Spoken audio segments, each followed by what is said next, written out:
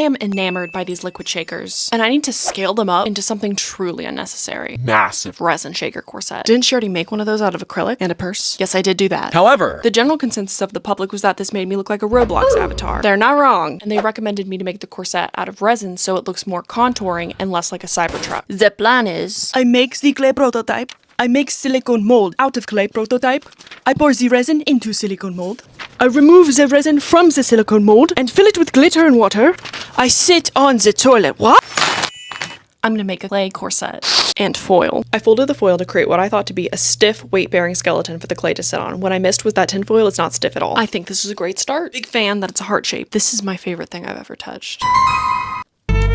Now I'm just gonna roll out the meatball. The meatball turned into a tortilla, and then it got the spatula treatment. And yes, that's a technical word for it. I rolled out a second tortilla because I was hungry. Now it's time to make the burrito. And now the aluminum foil is sandwiched between these. So my model's a Superman ice cream corset.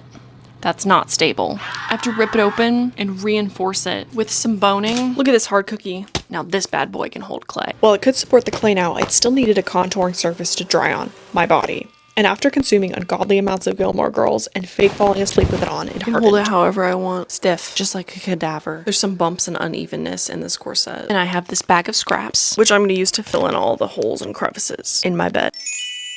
Upon reflection, you may recall I planned on pouring the silicone over the model to get the release. That would cost $200 in silicone. That's 15 Webkins or 28 Chick-fil-A sandwiches. Using this lovely thickening agent, I was able to get the liquid silicone up to the viscosity of a tub of Vaseline that sits in the corner of my bathroom. And the plan became smoothing the silicone on the model like peanut butter on that baby. This allowed me to then spend that money on clogging my arteries because with the peanut butter method, I only spent 4 Chick-fil-A sandwiches worth of money on silicone. This is the part of the video where I cover every single shot with this happy hour drink bucket. You get to see it up close from the right, from the left. Who knows if I'm actually covering the other side with silicone, I could just be lying. I reinforced the silicone layer with a cardboard and clay layer. I did this because I realized after painting on the silicone, it was not going to hold its shape when I peel it off. It would just be a flat tortilla.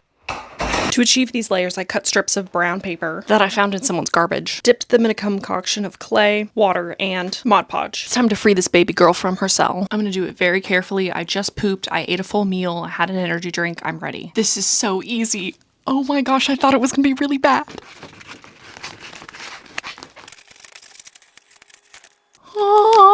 The next step, don't look at my feet, unless you pay me, is to cut this silicone off of the clay. I feel like a millennial cutting leaf designs in their sourdough. And there's nothing wrong with that. I love bread. Oh, it's like peeling off a nice scab. There's also some areas where the silicone is very, very thin, concerningly so. So I need to go through and beef up those areas. But other than that, I have a silicone mold. Thank the armpit I did a test run for step 3 because it failed harder than me spelling dinosaur during my 7th grade spelling bee. It took a full 24 hours to dry one coat, and when it did, it was thick in some areas and thin in others and never fully dried, so it was soft like a piece of Laffy Taffy. I did a little self-care because this project's starting to feel heavy. I feel so much better. A second resin has hit I'm hoping this solves the problem of the pooling and the unevenness. I am a little nervous because it says, if you become unconscious, place patient stably inside position for transportation. Did that really need to be on here? We're gonna wear a mask and gloves. This UV resin solved all my issues. It got me cheaper car insurance, it cleaned my bathtub, well, all my project issues, and in fact gave me a bodily issue that's still persistent 2 weeks later while I'm editing this. But enough about that. This UV resin hardened in 10 seconds with the light, allowing me to do multiple coats without uneven pooling throughout. The tactic was nauseating repetition and my inability to stop for a break. Sometimes I'll get so focused on one thing that anything else becomes unimportant, like drinking water, eating lunch, or preventing a harsh chemical from drying on your skin. The same skin that's so sensitive it breaks out when I eat a mango. I made 2 of these clear resin films so that I could attach them together and have an air gap between to fill with various liquids. I attached the 2 sides by building up the resin between the layers, which took a million years, I kid you not. If I haven't made it already clear, wear proper gloves. I beg you. Looks kind of like a bunch of spit.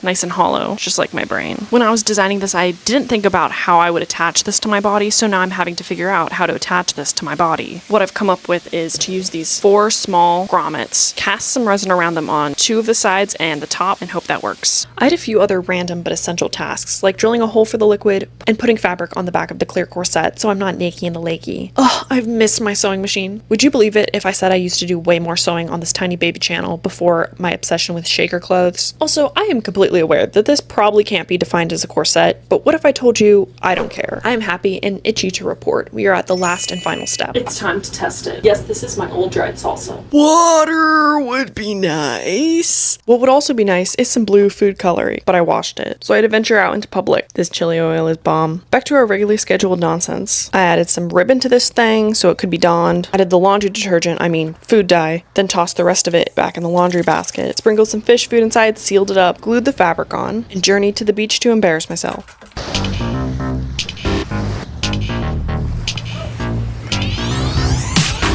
Occasionally people will pass by, and the beach is a public place, but I run and hide in the forest.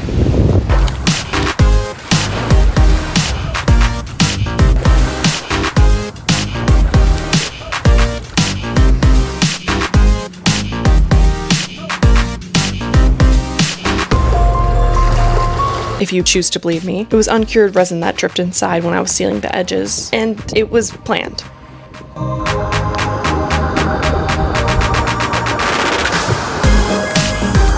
This is contestant number 13, McKinsley N. And when she grows up, she wants to marry rich.